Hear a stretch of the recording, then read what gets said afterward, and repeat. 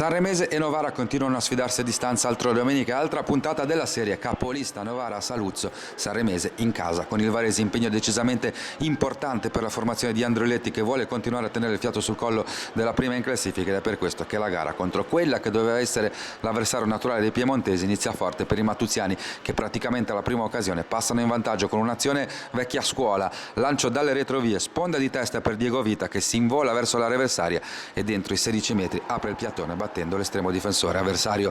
1-0 Sanremese, tripuglia al comunale Varese che trova il pareggio, ma è un'azione irregolare quella che porta all'1-1 per una carica ai danni di Malaguti. Passata la paura i biancazzurri provano a chiuderla già nel primo tempo, ma la traversa nega il 2-0 padrone di casa. Nella ripresa il primo caldo si fa sentire, la Sanremese controlla e rischia tutto sommato poco.